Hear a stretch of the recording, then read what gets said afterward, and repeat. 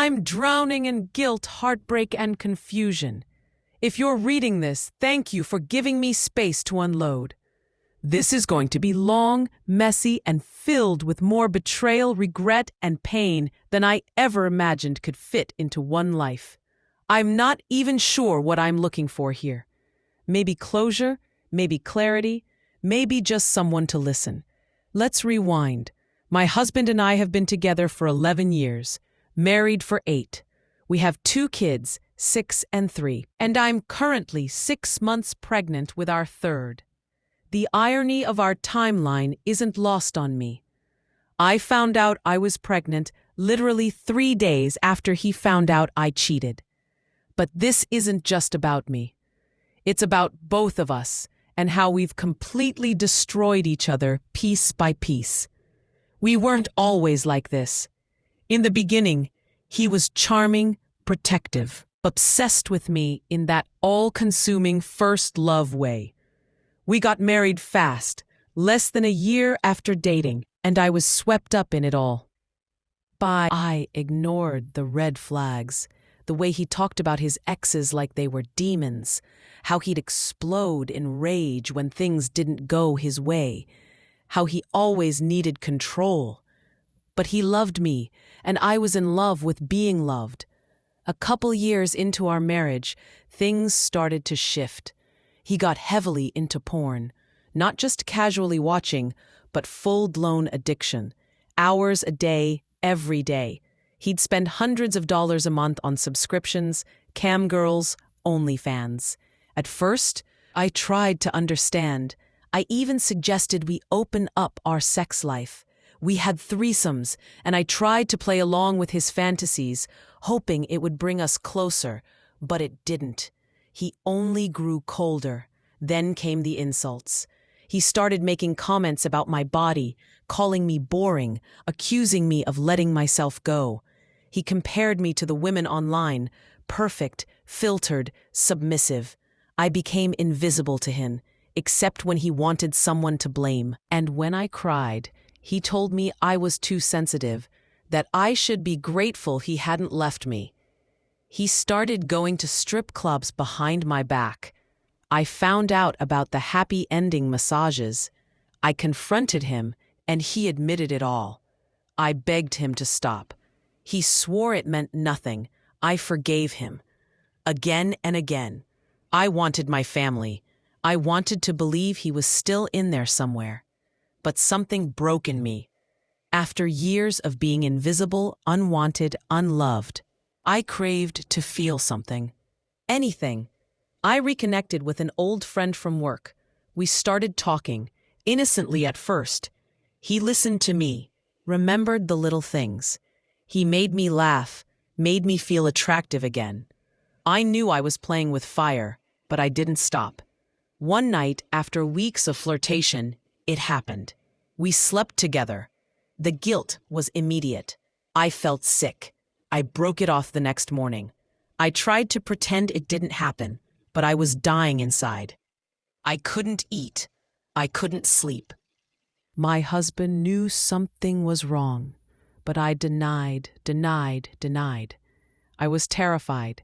He had always had a bad temper, and I didn't know what he would do if he knew the truth. He found out, not from me, from a message I forgot to delete. It was like watching a switch flip in him. He didn't yell at first. He didn't cry. He looked at me like I was nothing. He said one sentence, "You've just destroyed your own life." And then the real hell began. He started sleeping around. First, it was one woman, then 2. Then it was women from online. I'd wake up and he'd be gone. He started texting girls in front of me, talking about how much better they were than me. Once, he even brought one home while I was upstairs with the kids. I heard them laughing. I threw up in the bathroom. He stopped coming to doctor's appointments. He told me he hoped the baby wasn't his. He made comments about my stretch marks, about how no man would ever want me again. He said he was only staying so he could take the kids when we eventually divorced. And then came the emotional torture. He went through my phone, my journals, my emails. He told my parents about the affair, told our friends, painted me as a monster. They believed him. Nobody knew about the years of him cheating, the emotional abuse, the porn addiction. I had protected him for so long, and now I was the villain. I begged him to go to therapy. He refused. I started therapy myself, trying to make sense of what I had done, why I had betrayed someone even after everything he did. I still blame myself. I shouldn't have cheated. No matter how broken I felt, it wasn't the answer. But the worst betrayal was yet to come. Last month, I found out he was secretly funneling money from our joint savings. Thousands of dollars gone. When I confronted him, he smirked and said, "That's what you get for opening your legs." I had no idea he had been planning to leave. He had been building a secret life, talking to women in other states, making arrangements, even looking at apartments. I'm 6 months pregnant. I have 2 toddlers, and I'm completely alone. I don't know what's going to happen next. Some days, I think I should leave, start over, raise my kids in peace. But other days, I still miss the man I married. I miss who I thought he was. I keep waiting for him to soften, to say he's sorry, to fight for us. But he doesn't. He's already gone. If you've made it this far, thank you. I don't know what I'm looking for. Maybe just someone to tell me I'm not crazy. Or that I deserve better. Or that I should forgive myself, even if no one else will. I'm a high school student in a prestigious Catholic school. I recently got in a weird argument with one of my friends for defending this girl on the gossip mill who cheated on her boyfriend. She said I was too woke, and my comment got blown way out of proportion, and I feel like I'm being burnt on a stake. Here's the context. This girl, let's call her Zoe, was in a long-term relationship with her varsity basketball player boyfriend. They were the epitome of high school sweethearts. Pretty, smart, rich girl, and athletic, tall, popular boy. Recently, Zoe has received a lot of backlash for a video that got leaked. It was her and this random idiot who shared the video to everyone he knew, having intercourse in the communal bathroom behind the school auditorium. Bear in mind that this was a huge scandal for us. We were in this really strict, religious, private school that didn't even tolerate makeup. A little chapstick would get you in trouble.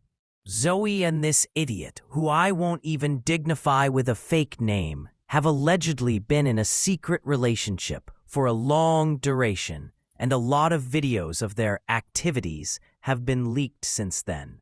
Someone logged into her social media accounts on the school computer laboratory and released images of her conversations with idiot, calling each other pet names and constant, "I miss you." Because of this, Zoe was mercilessly flamed. Everyone was calling her names, sexualizing her, further spreading the leaked videos. And while all of that was going on, idiot was praised, like he was some god who was blessed with the opportunity to tap this really hot girl. Nobody seemed to have a problem with him, just her. He flounced around the school like his dick was a trophy, and he didn't even deserve any of it. He looked fugly, and he's a repeater. Literally, he's been in the same grade twice, and yet no one, at least from my perspective, was giving him the shame he deserved. But this girl was being wrecked. My friends and I were talking about the subject, and they were hopping in on the trend on how horrible a person Zoe was, but no one was mentioning the idiot. And I perked up. I said, why are we all immediately blaming her for this and not looking at idiot? Isn't he equally at fault for this? Now, I don't know Zoe very well. We aren't even friends, so it came as a surprise to everyone to see that I was defending her. One of my friends told me to calm down and that the names they were calling Zoe were just jokes, and I, admittedly so, lashed out. I went off. I don't remember exactly what I said, but it was something about the patriarchy, internalized misogyny, all woke stuff, and in turn, I was called too woke. I wasn't saying that she was faultless in all this. She cheated on her loving, devoted boyfriend. But nobody hated Idiot as much as they hated Zoe.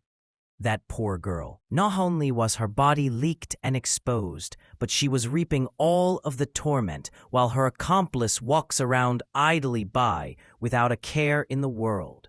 For a woman, a young Catholic woman at that, with heavy academic pressures, to have that sort of video be available to everyone in school, it could ruin her career. And that idiot wouldn't even remember it in 2 years. It might even be the best thing he'd accomplish. I understand that she's a capable human being who made the decision to cheat, but Homeboy made the decision to homewreck, as well as compromise all bases of trust by showing everyone private, intimate moments and bragging about it. And I hated everyone else who participated in it. Sharing and replaying the leaked video was only causing more harm. If they thought it was so horrible, why promote it and show other people? Jesus, that's someone's body. The poor girl probably didn't even know it was recording. Ever since that argument, my friends and I have been in discord for supporting a cheater. For clarification, upon reading some very helpful comments, I wanted to say I'm not mad at everyone for criticizing her as a cheater. She deserved the shame for cheating. She did in fact hurt her boyfriend, and it was horrible of her to do. I'm upset that everyone treats Idiot like he's not equally as horrible for leaking their stuff.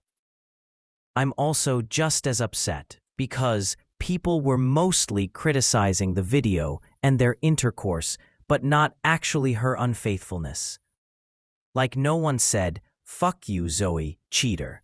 They were all just like, "Fuck you, Zoe. You shouldn't be having sex at this age." Insert derogatory term. I wouldn't be as upset if everyone was flaming her for being a cheater. Everyone just didn't like her body or whatever. My girlfriend cheated on me with her male friend that she's probably 2 years into the relationship. It started at first, it was nothing. Sure, there were days where she doesn't talk to me, only him. BTW, I'll call my girlfriend Amy, and her male friend is Eric. The first day I noticed something was a Thursday in art class. It was a day she did not talk to me, and that day she was talking to him more than ever before. Then he did the famous move, the hair out of her face, and touched her cheek for too long. That was the first thing. And then she did something. She sat by him in class for 2 months and said she didn't like it.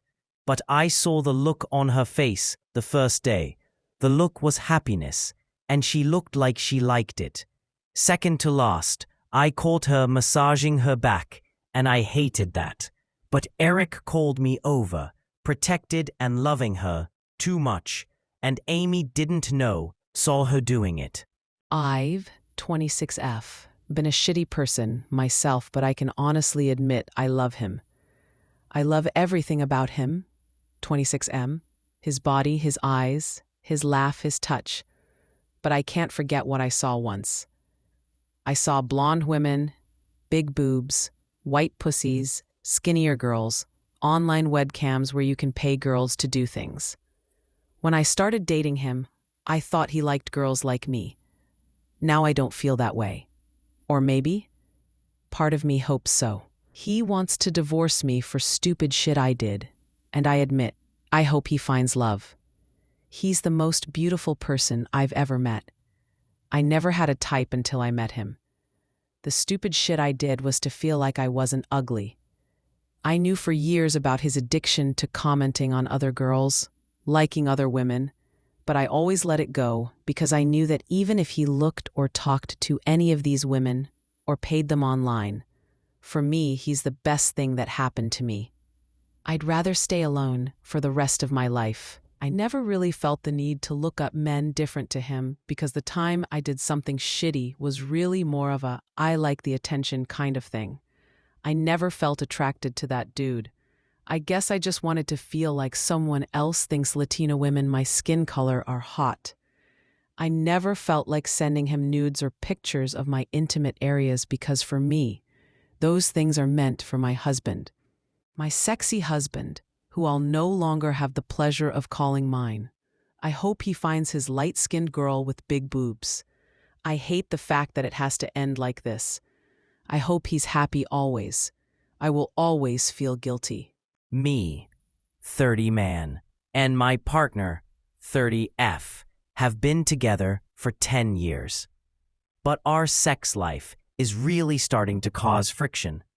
I have a much higher sex drive than she does. On average, we have sex about twice a month.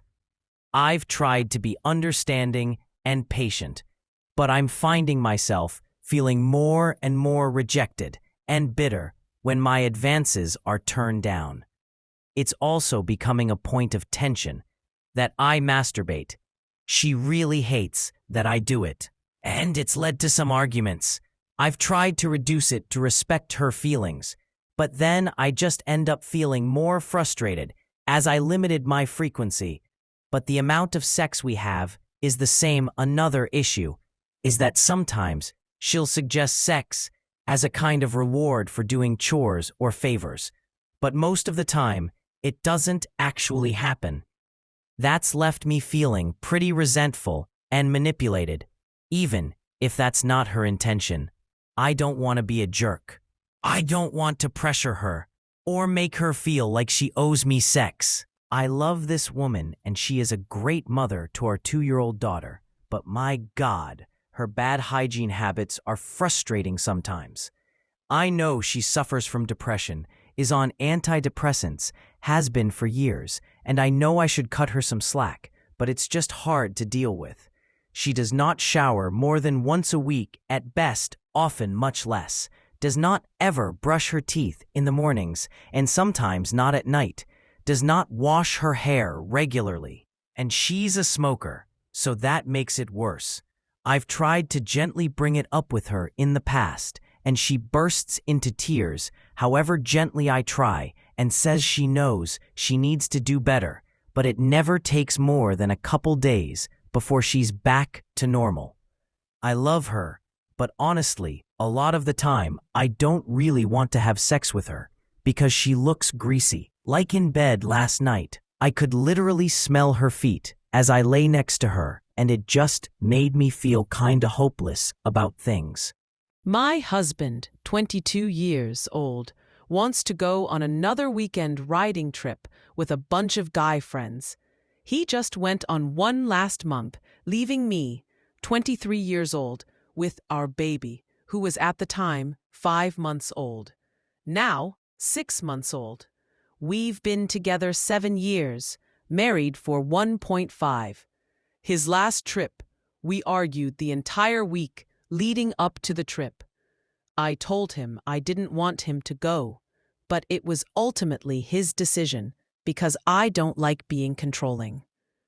He went, and I honestly did fine being alone with the baby, but I have never gotten a break. I haven't gotten to go on trips away from the baby because I can't, and I wouldn't do that to him anyway, knowing how hard and exhausting it is by yourself and with a farm.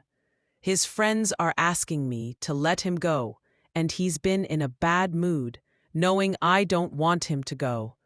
I just don't know how to keep handling this. He's going to keep wanting to go on these trips. Then we'll spend weeks fighting whether he goes or not, and I'm tired of arguing over the same things over and over.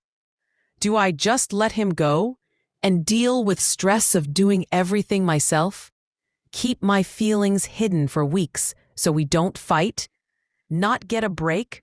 so that he can go with his friends riding, drinking, and forget about all of his responsibilities? That just doesn't seem like a solution I want, and I keep questioning why I'm always the one compromising.